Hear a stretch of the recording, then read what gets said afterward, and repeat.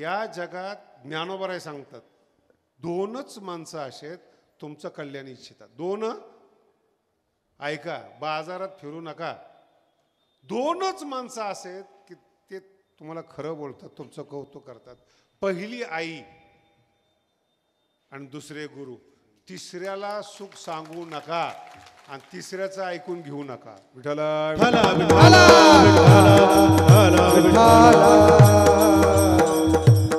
मराठी लक्षात घ्या बरं. तिसरं नाहीच, फक्त दोन. आणि आई मानलेली आई पण नाही. ज्ञानोबराय एवढे कठीण आहेत बोलायला. प्रसवती या ज्ञानोबराय म्हणतात जिनी प्रसव केलेला आहे, पोटातून जन्म दिलेला आहे, त्याच आईचं ऐका, मानलेल्या आईचं नाही ऐकायचं. मानलेली नसतेच, तुम्ही कोणालाही मानता, काहीही मानता. मानलेले संत आहेत तुम्ही, म्हणून त्यांचा व्यापार चाललाय, तुमचं पतन चाललंय. हे मान्यामुळे झालं ना. धर्म असो, ज्ञान असो, सिद्धांत असो, त्या सिद्धांताचं मानणं तुम्हाला घेऊन पतित करतं.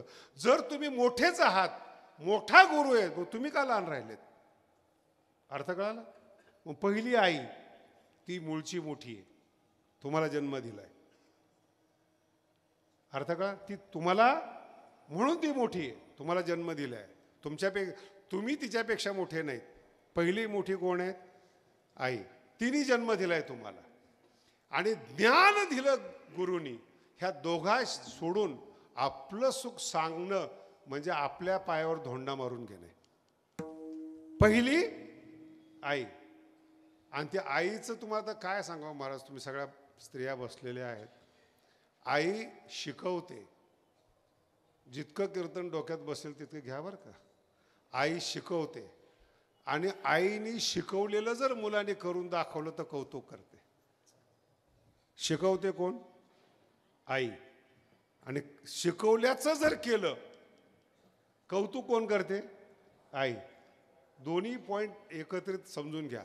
शिकवणारी आई आहे आणि जसा मुलगा आहे, मराठी बोलता येत नाही, भाषा बोलता येत नाही, आई त्याला एक एक शब्द शिकवते. आणि शिकवलं, आईचा चेहरा पहा, तिला आनंद होतो.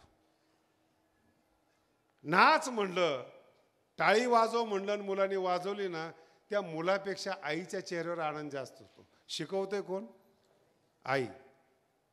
आईनी शिकवलेलंच जर तुम्ही वागला ना, तुम्हाला जगात देवाची सुद्धा गरज नाही महाराज.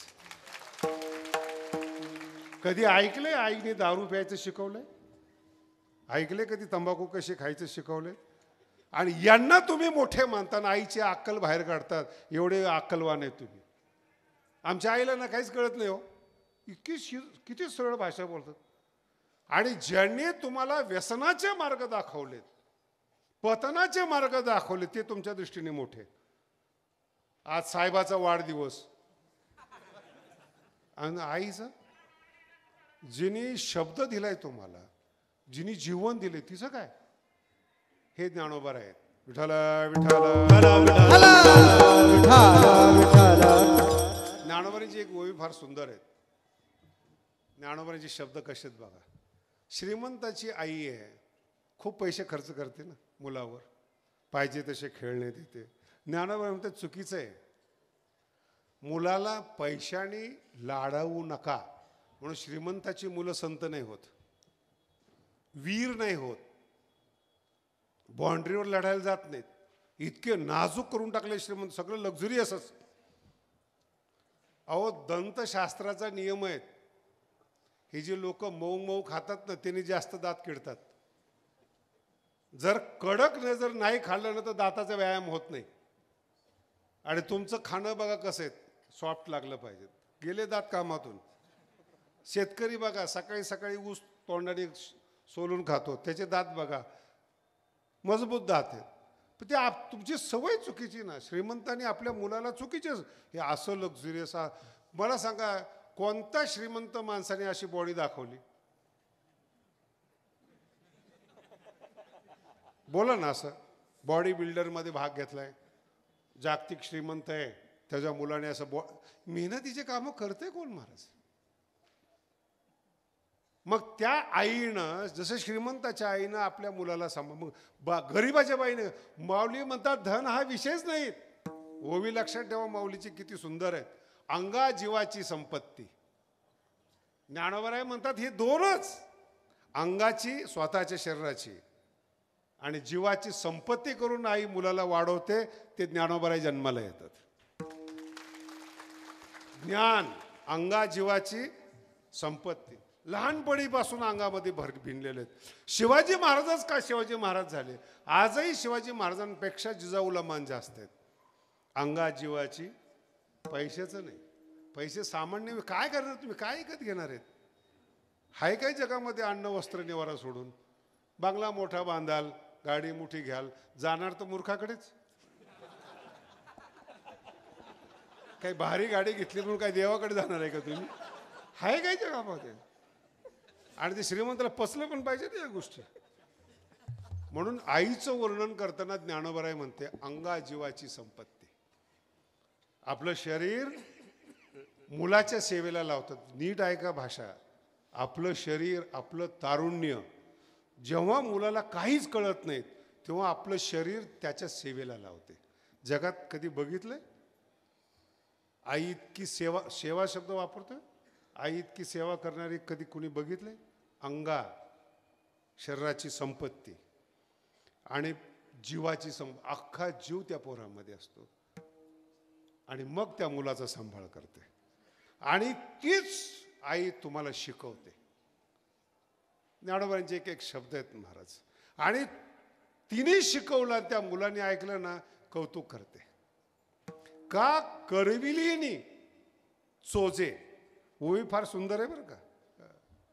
पूर्ण ओवी सांगतो म्हणजे लक्षात येईल. तर काय एका माणसाने तक्रार केली तुम्ही तुकडेच लय वापरतात. म्हणलं त्याच्या सुद्धा लायकीचं नाही तू.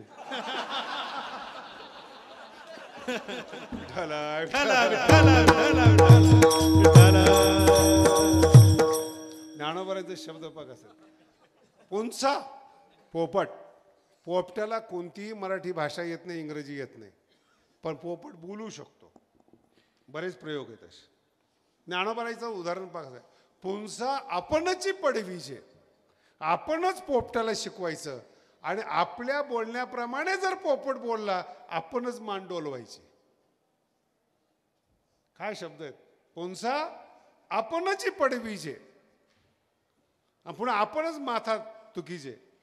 का करविलीनी चोजे. शब्द करविलीनी, आईने करवून घेतलं. शब्द आहे का? आईने करवून घेतलं. न रिजे बाळका माय. ठीक आहे, प्रसन्न होत नाही का? दोन्ही शब्द आहेत, रिझे आणि आईने सांगितलं, आईने करवून घेतलं आणि त्या मुलाने केलं, आईला समाधान होतं. करविलीनी. करविलीनी शब्द विसरू नका. मुलाला काहीच कळत नाही, काय करायचंय हे आई शिकवते. काय करायचंय हे शिकवते आई. आणि आईच्या शिकवण्याप्रमाणे जर मुलगा वागला तर तिचं कौतुक सुद्धा आई करते. अभंगाच्या दुसऱ्या चरणात ते माया ज्ञानेश्वरी, ज्ञानेश्वरी, ते माया ज्ञानेश्वरी, ज्ञानेश्वरी, ते माया ज्ञानेश्वरी, ते माया ज्ञानेश्वरी. संत जना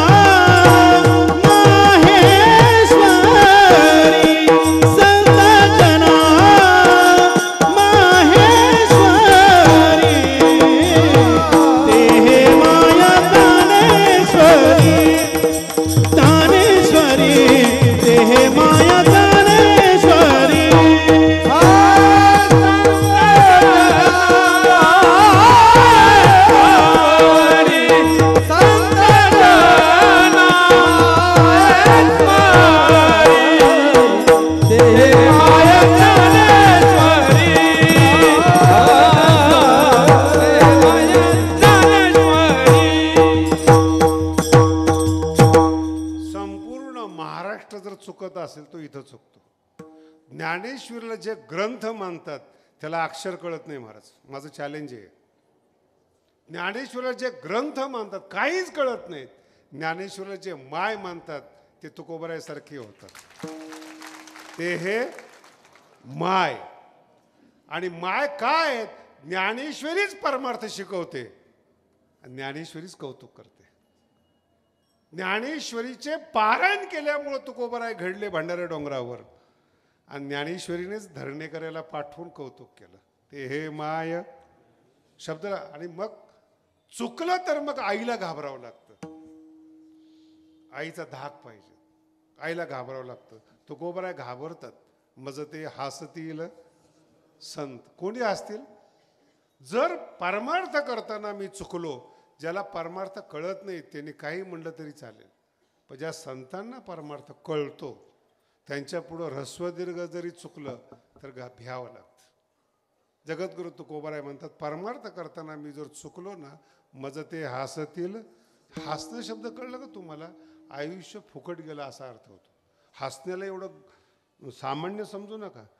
चुकला माणूस विद्वान बोलत नाही, नुसता हसतो, स्माईल देतो. त्याचा अर्थ आत्तापर्यंत केलेली मेहनत फुकट. विठ्ठल विठ्ठल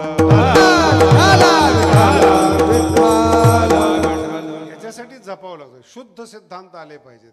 नाही आले सिद्धांत शुद्ध, नाही कळालं, नाही आले सिद्धांत सिद्ध, दोष कुणाचा आहे? नाही, अजून कीर्तनच नाही कळालं. ज्या मुलीला स्वयंपाक करता येत नाही तिचं लग्न झालं, दोष कुणाला आहे? किती सुंदर सांगता. मुलीला स्वयंपाक नाही आला, दोषी कोण आहे? तुम्हाला नीट बोलता येत नाही, दोषी कोण आहेत? तुमचे गुरु. तुमच्यामध्ये सुधारणा होत नाही, तुम्हाला अक्कल येत नाही, तुमची अंधश्रद्धा जात नाहीत, हे तुम्हाला ऐकणं चुकीचं आहे तुमचं. ऐकायचंय फक्त ज्ञानेश्वरी वाचावी, तोच अभंग आहे हा. अजून तुम्हाला माय समजेना तर भाव अक्षराच्या गाठी काय कळायचं? माय समजायला कठीण चालली, ती गाठी कशा काय समजायच्या? बघू आपण टप्प्याटप्प्याने जसं येईल तसं करू. विठ्ठल शिकवणारी कोण आहेत? आई आहे. शिकवण्याची जबाबदारी आईची. कोणी बापाला म्हणत नाही की पुरीला स्वयंपाक शिकवलं नाही म्हणून. मग सगळ्या बायांना विचारा, तुला कोण आवडतं? पप्पा. कधी बापावर प्रेम कशा तो बोलतच नाही. दुसऱ्याच्या घरी जाणारी पोरगी काय बोला म्हणून तू जाऊ दे म्हणतो. ते न बोलल्यामुळे आई सारखी मागं लागते, स्वयंपाक शिक. मग त्या मुलीला असं वाटतं हीच सासू आहे. बरं, त्याच्या शिकण्याने पुन्हा आहे का, आईच्या शिकण्याने पुढचा मरेपर्यंतचा संसार चांगला होतो हे त्या मुलीला कळत नाही हो. जर त्या मुलीने ऐकलं ना, आईचं काही बिघडत नाही, पण आईचं जर ऐकलं मुलीने, शेवटपर्यंत संसार चांगला होतो. शेवटपर्यंत. माझ्या आईने असं शिकवलं, माझ्या आईने असं वागायला शिकवलं, शेवटपर्यंत संसार चांगला होतो. ती शिकवणे. आणि संसार चांगला झाला ना मुलीचा, कौतुक कोण करतं? ती माऊली. माऊली म्हणजेच माय. लक्षात. इथं थोडा अंतर ठेवलाय बरं का जनाबाईने. ती आई आहे, तिची ही मुलगी आहे ज्ञानेश्वरी, आणि ज्ञानेश्वरी आमची आई आहे. ते आमच्या नात्याने ज्ञानोबराय आजी झाले, पण माय कोण आहे? ते हे माय ज्ञानेश्वरी. कारण की तुम्हाला सरळ दूध पाजणारी ज्ञानेश्वरी, सरळ शिकवणारी ज्ञानेश्वरी. मग मला ज्ञानेश्वरी समजत नाही, नाही ना कळालं ज्ञानेश्वरी. मग हेच तर सांगतो पहिल्या शब्दापासून की आई कळत नाही म्हणून. तुम्ही आईलाच म्हणतात कळत नाही म्हणून. दोष कुणाचा आहे?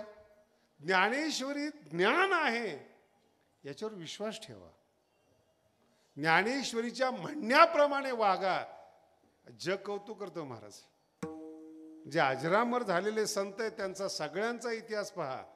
सगळ्यांचा, नाथ महाराजासहित सगळ्यांचा इतिहास पहा. फक्त ज्ञानेश्वरी मूळ आहेत असं सगळ्या संतांनी सांगितलं तरी हा याच्याच संतांची बाजू ओढतो. नाही, आमचेच संत श्रेष्ठ. आई नाही मिळाली चांगली असं आहे बरं का. ज्ञानेश्वरी सारखी आई आहे, माय आहे, तिचं पोरग जगात देखणं असतं महाराज. गुंड सुद्धा जन्माला येतात. आई प्रतिकार करत नाही.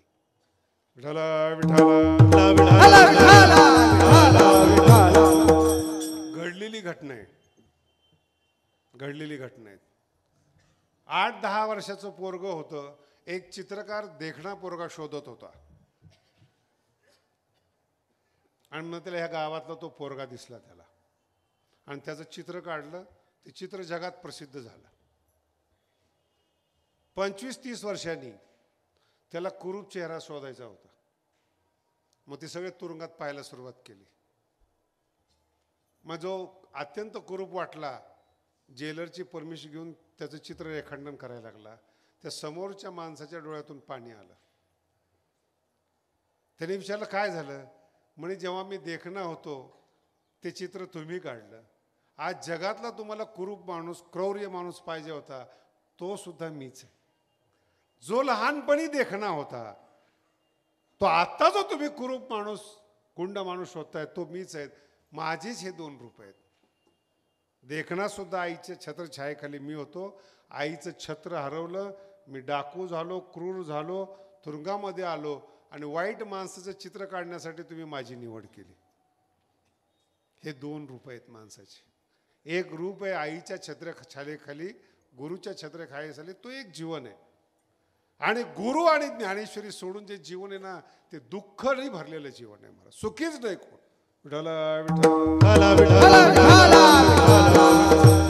गुरु सुद्धा असेच भेटतात. काय सांगायचं तुम्हाला. एक एक संप्रदाय, एक एक धर्म, एक एक कौतुक सुद्धा कशाचं करावं याला सुद्धा कळत नाहीत.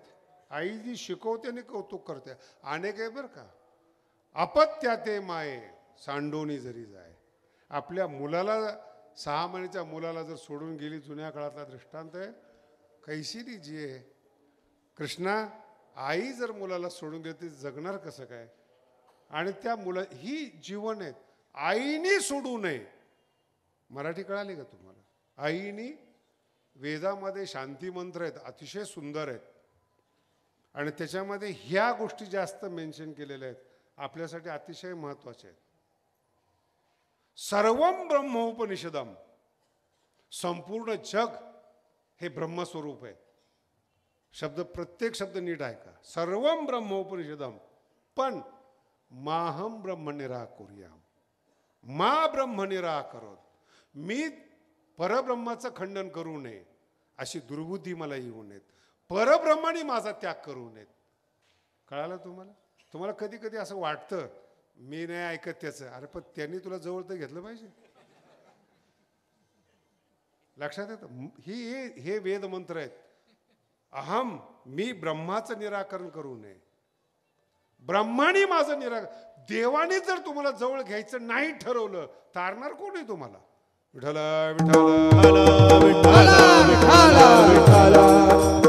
दोघांची प्रवृत्ती अनिराकरण मध्ये असावी. दोघांनी एकमेकाचा स्वीकार करावा. देवानी आपला स्वीकार करावा. हे अभंग 1000 आहेत महाराज. देवानी आपला स्वीकार करा. हे वेदमंत्र आहेत. म्हणून गाथ्याला 5वा वेद म्हणण्याचं कारण ते. आणि देवानी आपला त्याग करू नये हा फार महत्वाचा विषय. दोन्ही अनिराकरण असतो आणि मग तिथून पुढची वाटचाल. आईने आपल्याला सोडू नये, आपण आईला सोडू नये. ते पिकलेलं प्रेम असतं महाराज.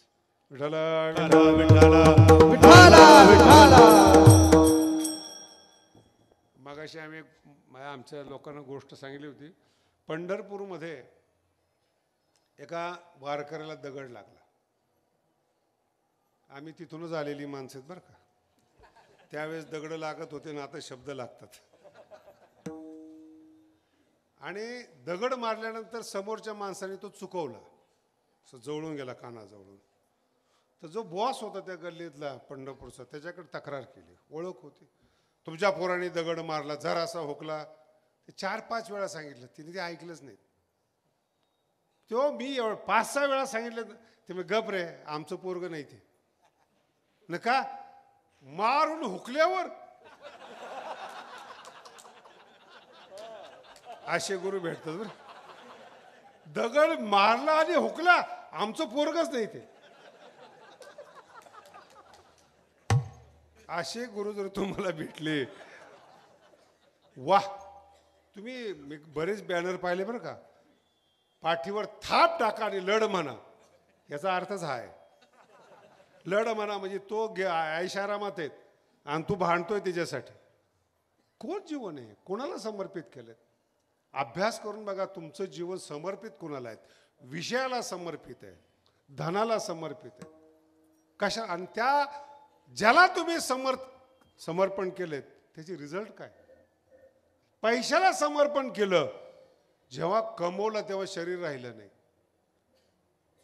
जेव्हा कमवला शरीर राहिलं नाही. अभ्यास करून बघा, जरी शरीर कमवलं ते वॉचमॅन आहेत. मालकापेक्षा वॉचमॅनकडे बघावं लागतं. मी अनेक ठिकाणी ह्या गोष्टी पाहिल्या. वॉचमॅन एकदम उभा आहे आणि मालक जी येतो ना जसं खाली वाकलेला, चालता न येणाऱ्याला असं. मग त्यानं एवढा पैसा कशाला कमवला? समर्पण कशाला केलं? तुम्ही ज्ञानेश्वरीला समर्पण करा महाराज, मग तुम्ही तुमचं आयुष्य बघा. यम सुद्धा त्रास देत नाही हो, नाही कळालं? आणि त्रास होत नाही याचा त्रास जास्त होतो. त्रास होत नाही. आणि ते माझ्या बाबतीमध्ये जास्त, मला खूप बोलतात लोक. तर मला एखादी विचार, तुम्हाला त्रास का होत नाही? मग दखल कोण घेते तुझी? आमच्या जीवनामध्ये तुझी एंट्री कशा करता, तुझा प्रवेश कशा करता? तू तुझ्या ठिकाणी राहा. नाही मग आम्ही बोलतो, तू बोल. कुत्र्याचं कामच आहे भोंकणं, नाही कळालं? त्याच्या पुढे जाऊन सांगतो, जर कुत्रं भुकलं नाही ना, हत्तीचा अपमान आहे.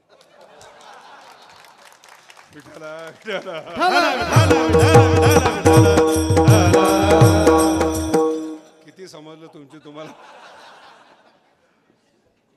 म्हणून दोन शब्द आहेत, माय ज्ञानेश्वरी आहे, शिकवणारी आहेत आणि कौतुक करणारी आहेत. ज्यांनी ज्यांनी ज्ञानेश्वरीला आई मांडलं त्यांचं आज जगात कौतुक होतं. महाराज, प्रेम मिळणं फुकट नाही महाराष्ट्रामध्ये. एवढं सोपं समजतात का तुम्ही महाराष्ट्राला? एवढं सोपं नाही प्रेम. पण जर ज्ञानेश्वरीने तुम्हाला हाताशी धरलं, प्रेमच प्रेम आहेत महाराज. कारण कौतुक करणारी ज्ञानेश्वरी आहेत. आणि संत जनासाठी, जे संत आहेत ते जरा मोठे आहेत, त्यांची उंची जास्त आहेत, त्यांच्यासाठी महाईश्वरी आहेत. ते सांगेल ती आज्ञाप्रमाणे. विठ्ठल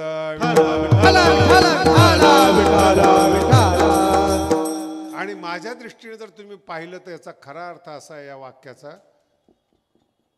इथून पुढे नीट ऐका. म्हणजे आतापर्यंत ऐकत नव्हता असा अर्थ नाही. तुम्ही ऐकताय, थांबतायत, एवढ्या वेळ वाट पाहता याची मला जाणीव आहे. पण माझाही नाहीला जे लोक मलाच येऊ देत नाही म्हणल्यावर काय करणार? याच्या पुढे नीट ऐका. ती जी माय आहे ना, ती घडवते माणसाला. आणि तिचं जर तुम्ही ऐकत गेलात, जगाचा विषय सोडून द्या, संताचा विषय सोडून द्या, तुमचा विषय महत्वाचा आहे. कितीही देखणी स्त्री असू द्या जगातली, ओवीचा अर्थ आहे बरं का. आणि तुम्ही जर जास्त वेळ पाहिलं की तुमच्याविषयी तिला राग येतो. बरोबर आहे? पटतंय का? विश्वसुंदरी आहे, तिची अपेक्षा असेल, पण जास्त वेळ जर पाहिलं तर तिला राग येतो.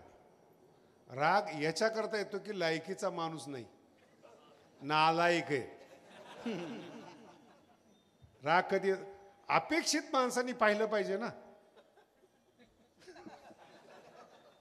जो लायक नाही त्यांनी पाहिलं, राग येतो त्याचा. नीट आहे का? तिच्या मुलाने जर नाही पाहिलं आईकडे तरी पण आईला राग येतो. ती विश्वसुंदरी आहे, नीट आहे का? विश्वसुंदरी आहे. पण मुलगा होऊन जर तिच्याकडे गेलं ना, तिच्या मांडीवर खेळून तिचं स्तनपान कराल. तशी आमची ज्ञानेश्वरी. विद्वान होऊन जर तुम्ही ज्ञानेश्वरीकडे आला ना, शब्द कळणार नाही, शब्द कळणार नाही तुम्हाला, शब्दातलं फील येणार नाही तुम्हाला. सिद्धांत तर लांबचा विषय, कळणारच नाही ज्ञानेश्वरी. मोठे म्हणून गेलात ना, ना लायक म्हणून गेलात का? स्वतःला तुम्ही मोठे समजता. मग जर तुम्ही स्वतः मोठे आहात, मग कशाला ज्ञानेश्वरी वाचता? अर्थ कळला ना? जर तुम्ही मोठे आहात कशाला ज्ञानेश्वरी वाचता? आणि मोठ्यांना पतिव्रता जवळ करत नसते. शब्द नीट आहे, पतिव्रता जवळ कर, आपला चेहरा सुद्धा दाखवत नाही, ती आमची ज्ञानेश्वरी. म्हणून आजपर्यंत 700 वर्ष झाले आई ज्यांनी मांडलं ज्ञानेश्वरीला, त्यांना ज्ञानेश्वरी कळाली, विद्वानांना आजपर्यंत कळाली नाही. विद्वानांना आजपर्यंत कळणार पण नाही, कारण ती विद्वान आहेत, समजदार आहेत. समजदाराला स्त्री आपलं स्वरूप दाखवत नाही, कॉमन विषय हा. आता पुढचा टप्पा बघा, ज्ञानोबाराय काय म्हणतात. ज्ञानोबाराय म्हणतात, जे मांडीवर बसलेलं पोरग आहे, हे सगळं तुमच्यासाठी आहे.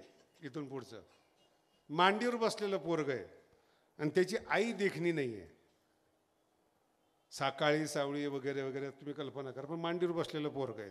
आणि त्या पोराच्या पुढं विश्वसुंदरी आली. पोरग कुणाकडे जाईल? एवढी अक्कल आली तर आळंदीला यायची गरज नाही. किती साधा, ही ज्ञानोबारांची ओवी आहे. एर जिया, ज्ञानोबाराय म्हणतात, एर जिया पराविया. मी तर तुम्हाला विश्वसुंदरी म्हटलंय, ज्ञानोबाराचा शब्द याच्या पुढचा आहे, रंभे हुणी बरविया. रंभेपेक्षा सुंदर आहेत. काय करावी या बाळका त्याने? त्याला आई पाहिजेत, अप्सरा नाही पाहिजेत. तुम्हाला आई पाहिजेत, विद्वान नाही पाहिजे. तुम्हाला संत पाहिजेत, विद्वान नाही पाहिजेत तुम्हाला. त्याच्या पुढं जाऊन सांगतो, तुम्हाला ज्ञानेश्वरी पाहिजेत, पंथ नको आहेत.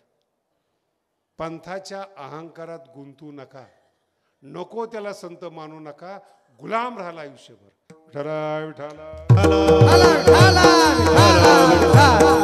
आणि जर तुम्ही आईच्या मांडीवर आलात माय म्हणून, अहो ज्ञानेश्वरी तुम्हाला मांडीवर बसवते. ही तर देखणी आहे ना ज्ञानेश्वरी, माऊलीची मुलगी येते, योगी राजाची मुलगी येते, तिच्या मांडीवर बसावर तुम्हाला काय मिळणार नाही ते बघा. आणि त्याच्याही पुढे जाऊ शकतो, काय मिळणार नाही हा फार लहान शब्द झाला. काय फार लहान शब्द झाला, काय मिळणार नाही, काय नाही. ज्ञानेश्वरी ज्याच्याजवळ आहेत त्याच्याकडेच सगळी यायची इच्छा करतात.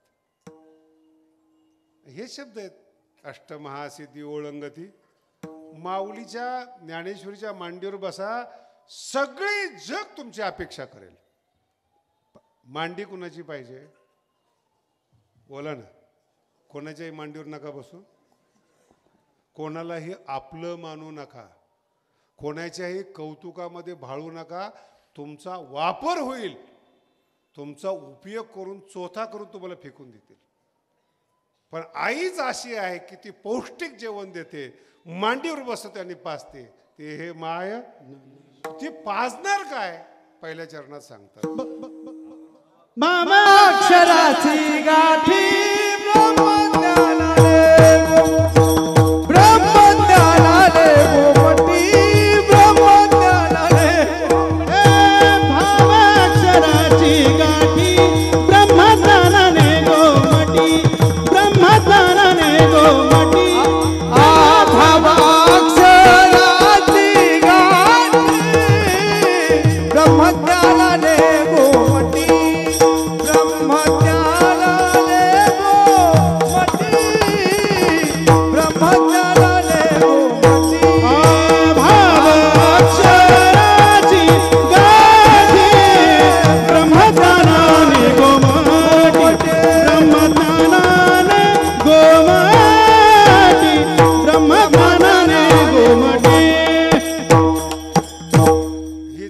सांगते बरं का.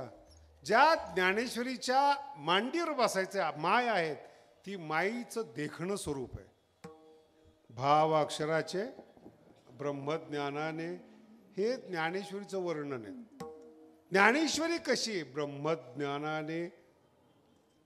आणि दोन शब्द वेगळे वेगळे आहेत, ब्रह्मज्ञानाने. काही शब्दामध्ये भाव असतो. राजकारणी लोकांच्या शब्दामध्ये तुम्हाला भाव कळत नाही, तो भाव सोडून द्या.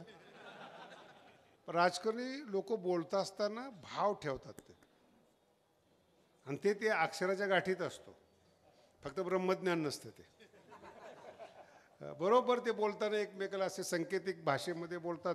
आता ती मी सांगत बसत नाही तुम्हाला. ते ज्ञानेश्वरीचा गोड विषय. भाव मानवी जीवनाचं जे मूळ कौतुक आहे ना, त्याच्या मुळाला भाव आहे. कौतुक का करावं असं वाटतं, तो भाव आहे. भाव शब्दाचा अर्थ आहे अस्तित्व. भूधातू आहे, भूसत्तायाम. सत्तायाम शब्दाचा अर्थ आहे अस्तित्व. म्हणून तुम्ही तुमच्या अस्तित्वाचं कौतुक करावंसं वाटतं, कारण की तो भाव शब्दाचा अर्थ आहे. आणि तुमचं अस्तित्व जर ज्ञानेश्वरीकडे नाही दिलं तर तुम्हाला देवसुद्धा भेटत नाहीत. कारण की देवासाठी, पुन्हा सांगतो, भक्तीसाठी, ज्ञानासाठी, भांडणं करण्यासाठी, पैसे कमवण्यासाठी, श्रेष्ठ होण्यासाठी भावच लागतो. विठ्ठला विठ्ठला विठ्ठला विठ्ठला हे एका ठिकाणचं नाही आहे. त्याच्या पुढचा सगळे कीर्तनकार आहे म्हणून सांगतो, कीर्तनकारांनी पण स्वतःला शहाणं समजू नये. कीर्तन एक विषय तुमचा आहे ज्याच्यामध्ये तुम्ही निष्णात आहात. याचा अर्थ जगात शहाणे नाहीत असं नाही. लोकांनी UPSCचे अभ्यास केलेले आहेत, मोठे आहेत ते. जे हजारो लोक ज्या खुर्चीसाठी प्रयत्न करतात, पैशासहित बळाचा वापर करतात, ते खुर्ची प्राप्त करणं एवढं सोपं आहे का? पण ती खुर्ची भावामध्ये असली तर. आता तुम्ही म्हणता आम्हाला काही राजकारणाचे घेणं नाही, कळतं तर पाहिजे, कळलं तर पाहिजे ना. ज्ञानोबांनी माणसाचे अजून 2 स्वभाव सांगितलेत. माणसाचे बोलतोय, साधक किंवा संत समजू नका, 2 स्वभाव आहेत. कोणते 2 स्वभाव आहेत? प्रत्येकाला राजकारण आवडतं. मग ते गावातला असो, घरातला असो, भावकीतला असो. म्हणजे राजकारण म्हणले की लोकांना वाटतं सत्तेचं, असलं काही नाही. प्रत्येक मूर्ख माणसाला असं वाटतं कधी कधी आपण सरपंच व्हावं. भाव आहे त्याचा. आता निवडून देत नाही कोणी, त्याला काय करणार तुम्ही? मग तो सांगतो आपण या नादातच पडत नाहीत. मग तुला सुचलं कसं नाद शब्द वापरायचं? जर तुला माहितीच नाही राजकारण, तू बोलतो कशाला की मला हे नकोय म्हणून? नकोय शब्दाचा अर्थच पाहिजे, तो भाव आहे. कोणतंही जीवनात मध्ये मोठं काम करा, अगोदर दृढ भाव पाहिजेत. शब्द नीट आहे का? दृढ. कोणतंही देव प्राप्त करा, शूरत्व प्राप्त करा, असे मनामध्ये भक्कम पाहिजे. म्हणून तुम्ही मोठ्या माणसाचे इतिहास बघा, हजारो संकट त्यांच्यावर आली पण त्यांचा दृढ भाव बदलला नाही, म्हणून सक्सेस झाले. आपलं आज एक उद्या एक. माझ्याबरोबर पोरग शिकायला आलं होतं, चांगलं कीर्तनकार, आता सध्या मोठ्या पदावर आहे बरं का.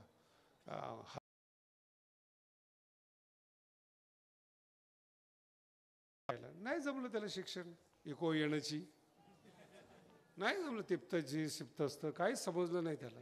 मला म्हणतो आपल्या काही डोक्यात बसत नाही. म्हणजे ठीक आहे.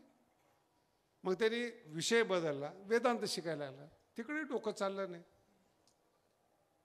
मला म्हणे जगात योग प्रिय आहेत, मी योगा शिकतो. म्हणजे शिक, लोकशाहीमध्ये स्वातंत्र्य आहे.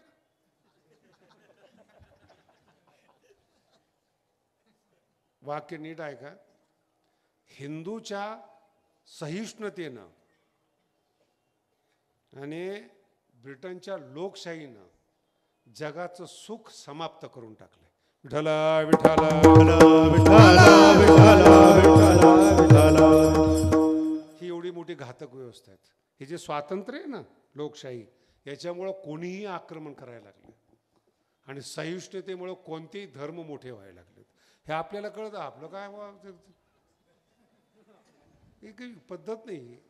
आपल्याला ती सवय नाही आहे. हिंदुस्थानला पहिल्यापासून आज्ञा स्वीकारायची सवय. तर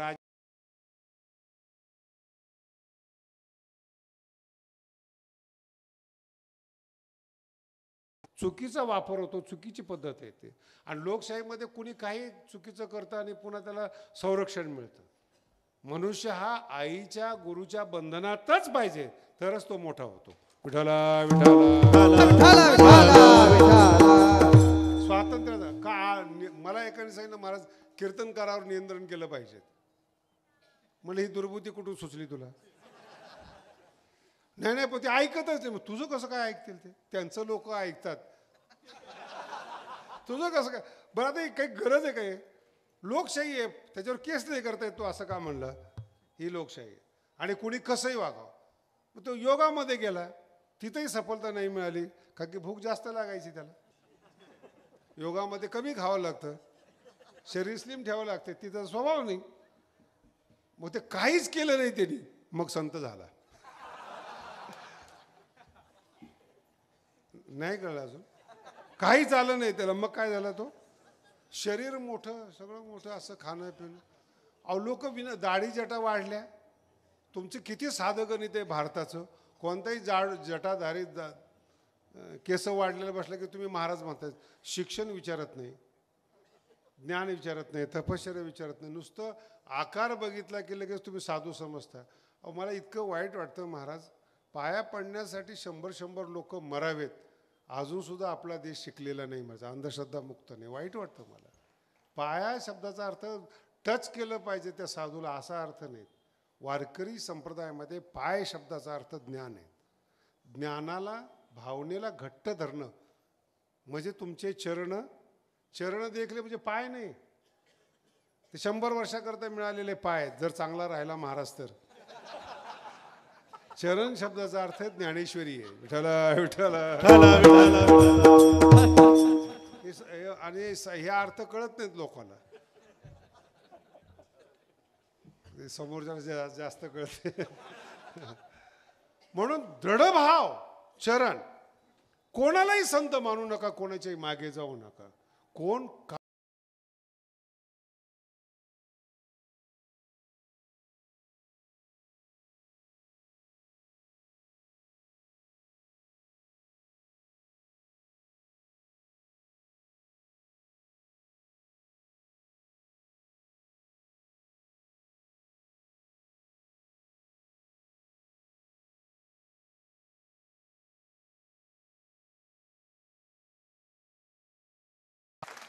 तीन टणा 4 टनाचा एक दगड आहे.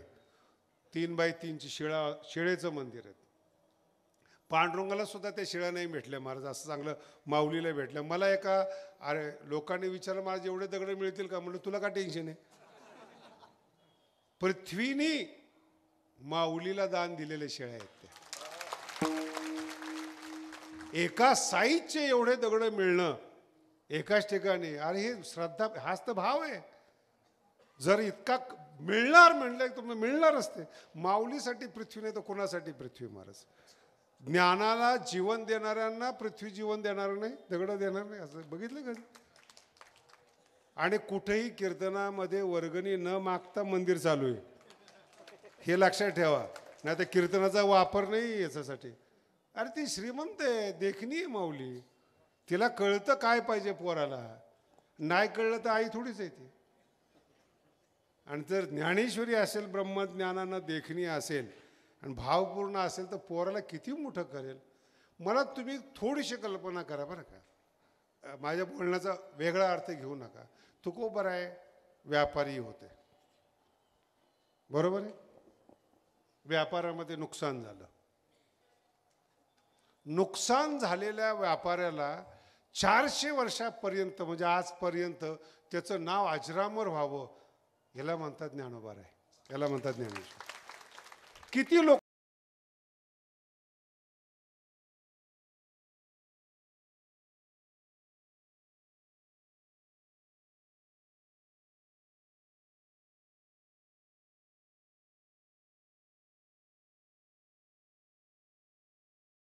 ते इतके घट्ट धरले, सगळ्यांनी तुकोबरायावर आक्रमण केलं.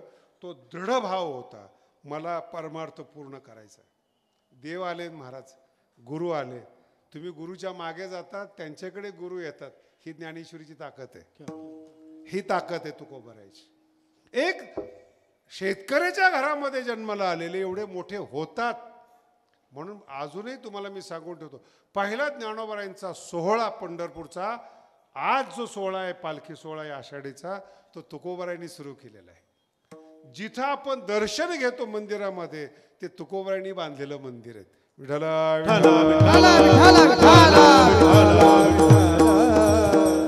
या बोलण्यामध्ये टोम नाही बरं का. कौतुक नाही करत मी. तुकोबरायांनी मंदिर बांधलं आणि फड, हे टोम नाही. कारण की तुकोबरायांनी माऊलीचं मंदिर बांधलं, तुकोबरायांनी प्रस्थान सुरू केलं, पालखी सोहळा सुरू केला. बाकीचे महंत आपलाच फोटो लावतात, हा टोम नाही. ज्ञानेश्वरी शिकलेले आहेत आणि फोटो कुणाच भजन माझं करा म्हणतात. काय काय आहे संत जगामध्ये, आमचं नाव घ्या, आमचं, त्यांचेच फोटो.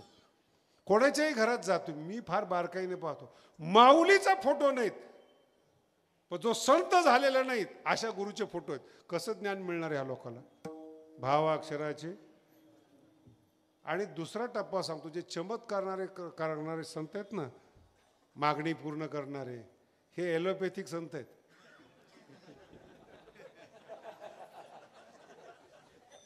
मला 100% खात्री तुम्हाला कळालं नाही.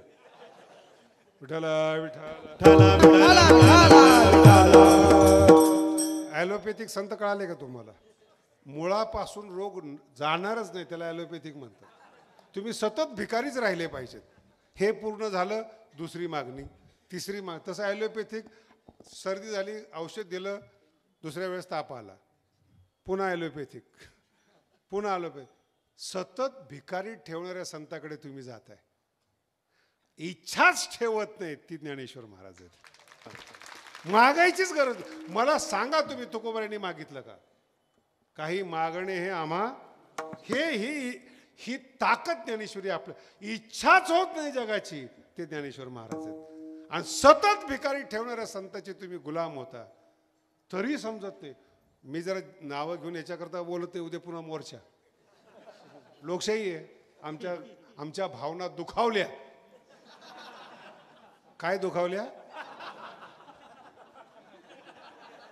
कुठं ठेवल्यात, कुणावर ठेवल्यात? जो तुला सतत भिकारी ठेवतो तिथं.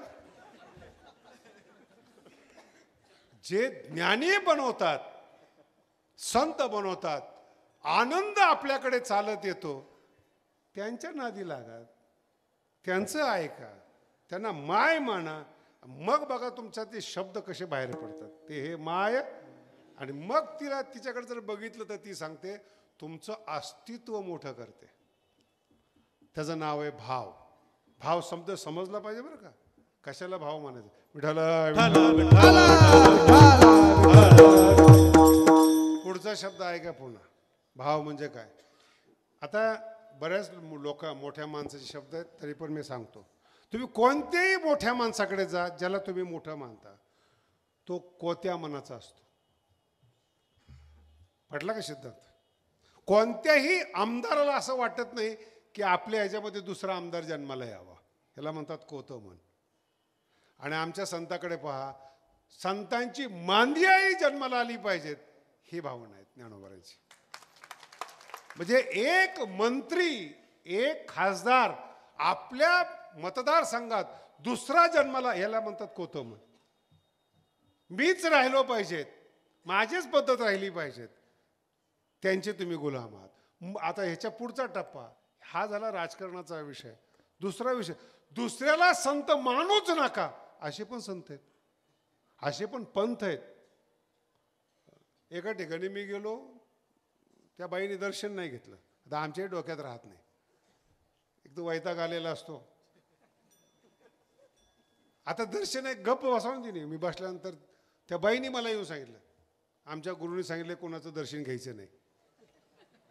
पण मला माहिती नाही ती दर्शन घेतलं का. पण हे मूर्खपणा बघा ना, की आमच्या गुरुनी सांगितलं की दर्शन घ्यायचं. कळतं का तुम्हाला याचा अर्थ? कोण मूर्ख आहे?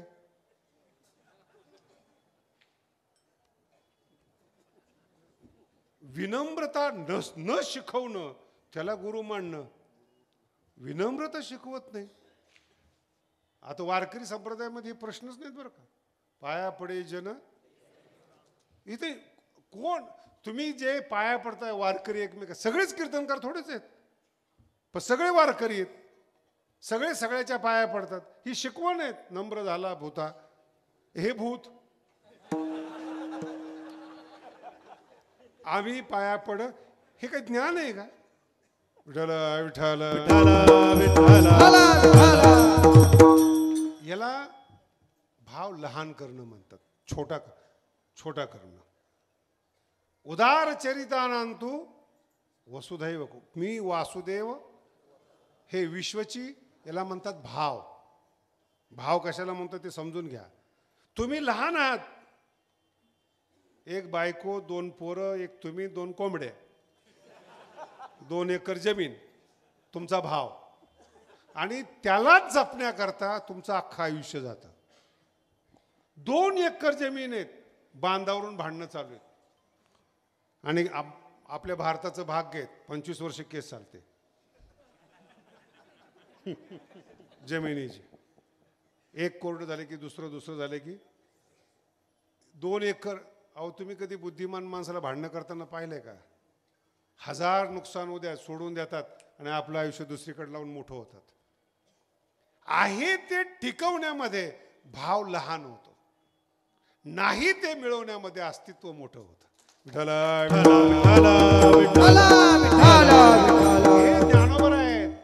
हे ज्ञानोबर आहेत, मोठं करतात तुम्हाला. तुका आकाशा एवढा, कधी याचा अर्थ ऐकलाय, कळलाय तुम्हाला? तुम्हाला विचार बरं, आकाश एवढा आहेत का तुम्ही? आपण कसले? अरे शिकवलंच नाही, असे शब्द तुमच्या कानावर आले नाहीत, असे गुरु तुम्हाला भेटले नाहीत जे व्यापक संकोचित. माझीच माळ आहेत, मलाच गुरु माना, आणि माझ्याच गुरुपौर्णिमेला मलाच दक्षिणा द्या. आणि तुम्हाला अभिमान, काय येडे तुम्ही, तुम्हाला अभिमान. आपण दुसऱ्या संप्रदायात जात नाही, दुसऱ्याचं कीर्तन. कुणी निमंत्रण दिले तुला? मराठी ऐकून घ्या, ज्ञानी निमंत्रण देत नाही कुणाला. ज्ञान आहे ते. या जगात सगळ्यात पवित्र असेल तर ज्ञान आहेत. नाही ज्ञानेन सदृशम. आणि त्या पवित्र ज्ञान येऊ देत नाही तुझ्यामध्ये, त्या हलकटाचा तू शिष्य झालास, हे तुझं पाप. आणि ज्ञानोबारायासारखे माऊलीसारखे संत भेटावे, याला म्हणतात भाग्याचा.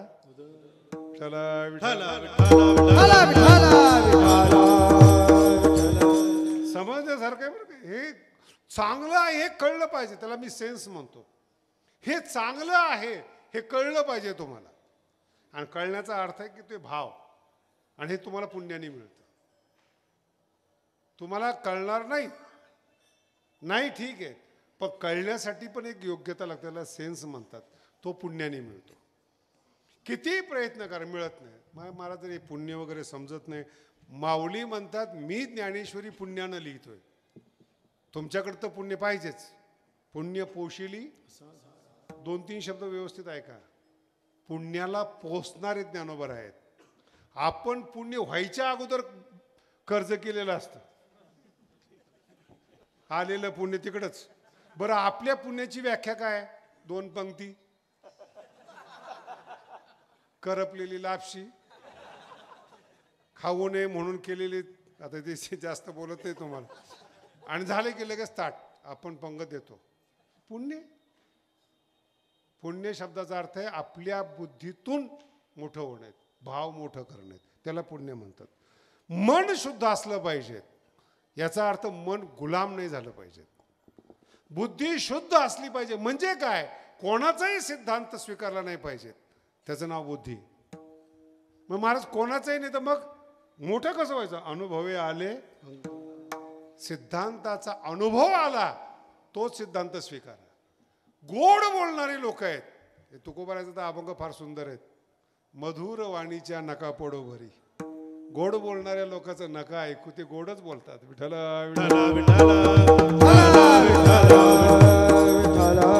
लक्षात येते. म्हणून अस्तित्व आहे, बांधील करू नका. आणि शरीर, शरीराच्या नंतर मन, मनाच्या नंतर बुद्धी, हे 3 झाले. आणि जिथं भाव निवास करतो त्याचं नाव हृदय. ही इतकी अवघड गोष्ट आहे की याला तुमच्याकडे इलाजच नाही. उदाहरणार्थ तुमचा मुलगा आहे आणि तो मुलगा हृदयाचा तुकडा आहे. बघा, तुम्हाला ज्ञान आहे, तुमची बुद्धी चांगली, सगळं चांगलं आहे, पण ते पोरामध्ये जीव गुंतलेला आहे. जीव गुंतलाय म्हणजे भाव गुंतलाय. आणि ते पोरग नीट वागत नाही, तुम्ही काहीच करू शकत नाही. तो जो गुंतलेला जो भाव आहे ना पोरामध्ये, तो काढून ज्ञानेश्वरीत लावणं, याला म्हणतात भक्ती.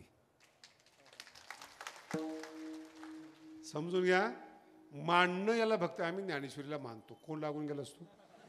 मानतो म्हणजे काय? मला सगळे शिकलेली माणसं भेटतात, आपण ज्ञानोबारायला मानतो. अरे कोण तू? विषयाचा गुलाम. संसारात चौथा झालेला म्हणतो मी मानतो. तू कोण? तुम्हाला अर्थ कळत नाही अजून या शब्द. मानतो म्हणजे तू मान्यता देणार का माऊलीला? तू देवाला मान्यता देणार का? नाही नाही आम्ही देव मानतो म्हणजे कोण देऊ? तुम्हाला तरी कळालं का? मी मान देतो म्हणजे तू कोण आहेस? मी देवाला मानतो. अरे तू कोण आहेस? नाही कळलं अजून. आळंदीत जर ही अवस्था आहे, विठाला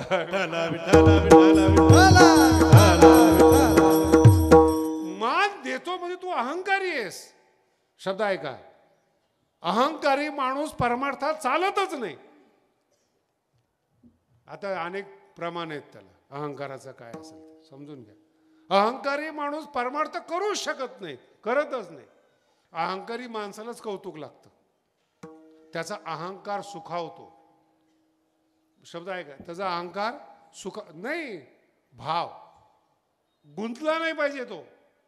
तो काढला भाव आणि परमार्थात लावला. मग तो देवाकडे लावा, नाही तर ज्ञानेश्वरीकडे लावा, गुरुकडे लावा. तो भाव बदलणं म्हणजे जात बदलणे. अर्थ का? भाव बदलणं जात बदल. तुकोबराय बोरी होते, भाव बदलला, चंदन झाले. संसारातला भाव काढला आणि देवाच्या चरणी लावला, जात बदलली.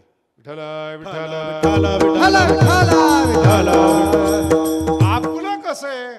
आपला जो गुंतलेला भाव आहे त्याला सपोर्ट करणारा संत पाहिजे, त्याला सपोर्ट करणारा राजकारणी पाहिजे. साहेबांनी मदत केली, साधूंनी आशीर्वाद दिला.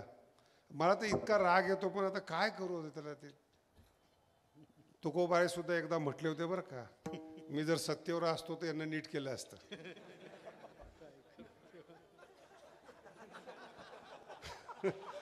काय करू देवा, सत्ता नाही हाती, दंडोनिया पुढती वाटे लावू. हे आशा ऐकत नाहीत ना, यांना नीट वाटेल. तुमचं अस्तित्व मोठं करण्यासाठी बोलतायत ते.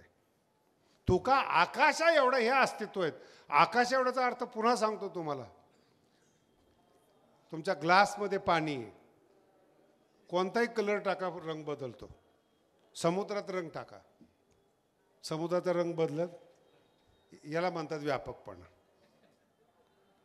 100 लोकांनी तुमच्यामध्ये घाण टाकू द्या, तुमचा रंग बदलत नाही, तो परमार्थिक. 1000 लोकांचे सिद्धांत ऐका, 1000 लोकांनी गोड बोलू द्या, मन बदलत नाही, ते व्यापकपणे. ते आणि छोटं जितकं लहान, एक शब्दाने ज्ञानोबाने तितका गोड दृष्टांत दिलाय 13व्या अध्यायामध्ये. मुंगी न मुंगी, मुंगी जर गवताच्या काडीवर चढली तर ती काडी हलते. मी तुम्हाला बोलतोय, मुंगी गवताच्या काडीवर चढली की ती हलते. म्हणजे हलकं कोण आहे? मुंगी. किती लहान आहे. एक शब्द जर तुम्हाला बोललं की तुम्ही हलता. गवताची काडी हो, काय तुमचं अस्तित्व ही गवताची काडी. जरासं बोललं, निंदा मोटकी ऐके, मोटकी 1-2 शब्द, कपाळ धरून टाके, जो आकाश कोसळलं. किती दृष्टांत आहे हा. आणि याच्या विरोधात मी संत सांगू, मेरो पासोडी थोरे, देह दुःखाची, शरीर खराब असू द्या, कोणतेही आपत्ती येऊ द्या, दाटीचे परी पडी भारे, चित्त न दाटे, ते व्यापकपणे. विठाला आणि ते भाव, ग्लासातलं जे आपलं अस्तित्व आहे, एका शब्दाने बिघडणारं जे अस्तित्व आहे, त्या अस्तित्वाला मोठं करणं म्हणजे ज्ञानेश्वरीनं मोठं करणे. हे तुका आकाशा एवढा शब्दाचा अर्थ. एकदम लहान. गावातली लोक बोलली, अभंगात बदल नाही. परिसर बोलला, अभंगात बदल. गाथा बुडवला, मनात बदल नाही. अस्तित्व मोठं होत गेलं. मी वासुदेव, इतकं मोठं अस्तित्व झालं. देवाने जरी कृपा नाही केली तरी फरक पडत नाही, कारण की ते देव स्वरूप झालेले. एक अभंग आहे, एकदा घेतला होता कीर्तनाला, संसाराच्या नादात. तुमच्या लक्षात आहे का नाही माहित नाही मला. विठ्ठला विठ्ठला स्वय जना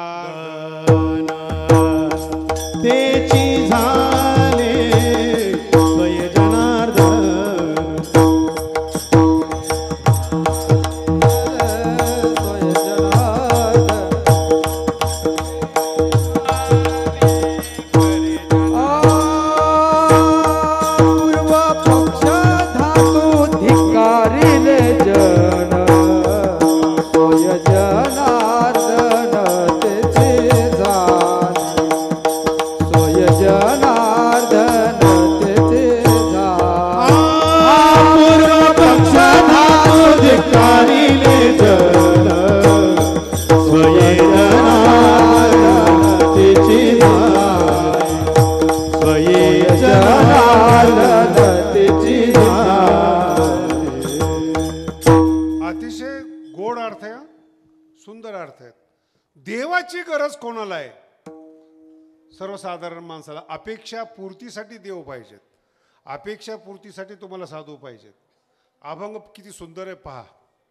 पूर्व पक्षी धातू धिक्कारिले जन. पूर्व पक्षी म्हणजे परमार्थ सुरू करण्याच्या अगोदर पैशाचा त्याग केला, धिक्कारिले. आणि जन धिक्कारिले म्हणजे कौतुक धिक्कारिले.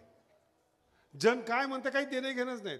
ज्यांनी जगाचा, जनाचा आणि धातूचा त्याग केला त्याला देवाची गरजच नाही.